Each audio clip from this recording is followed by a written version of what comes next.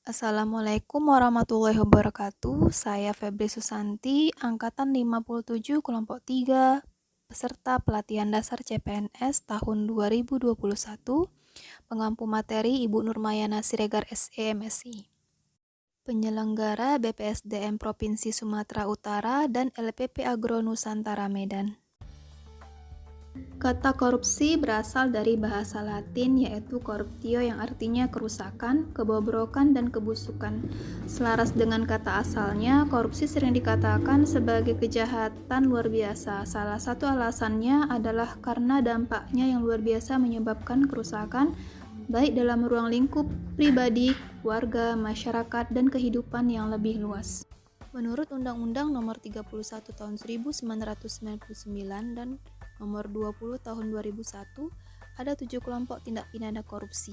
Yang pertama, kerugian keuangan negara, 2 suap menyuap, 3 penggelapan dalam jabatan, 4 pemerasan, 5 perbuatan curang, 6 benturan kepentingan dalam pengadaan, 7 gratifikasi.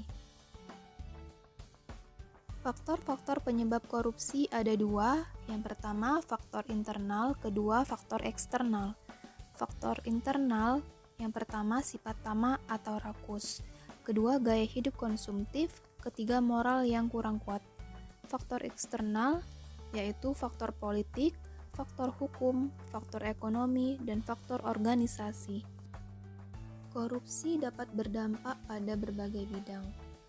Di antaranya, bidang ekonomi yang menyebabkan 1. Penurunan produktivitas, 2. Menurunnya pendapatan negara dari pajak, 3. Meningkatkan utang negara, 4. Menurunnya pertumbuhan ekonomi dan investasi, 5. Rendahnya kualitas barang dan jasa, 6. Menambah beban dalam transaksi ekonomi, 7. Ketimpangan pendapatan, 8. Meningkatkan kemiskinan.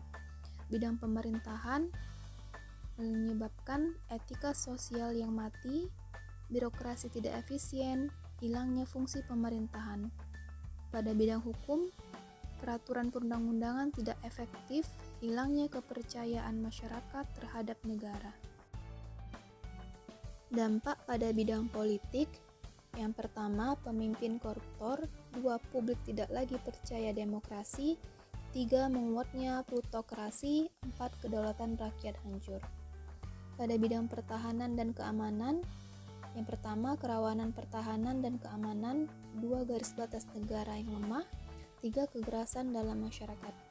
Dampak pada bidang lingkungan, kualitas lingkungan rendah, kualitas hidup yang menurun. Nilai-nilai anti korupsi meliputi yang pertama jujur, 2. Peduli, 3. Mandiri, 4. Disiplin, 5. Tanggung jawab, 6. Kerja keras, 7. Sederhana, 8. Berani, 9. Adil. Pencegahan korupsi dapat dilakukan melalui 2 cara. Yang pertama, perbaikan sistem, yaitu melalui peraturan perundangan, reformasi birokrasi, menegakkan etika profesi dan tata tertib lembaga, penerapan prinsip good governance. Yang kedua, perbaikan manusia, meliputi memperbaiki moral, meningkatkan kesadaran hukum, mengentaskan kemiskinan, memilih pimpinan yang bersih, jujur, dan anti korupsi. Demikianlah pemaparan saya tentang nilai-nilai anti korupsi. Terima kasih.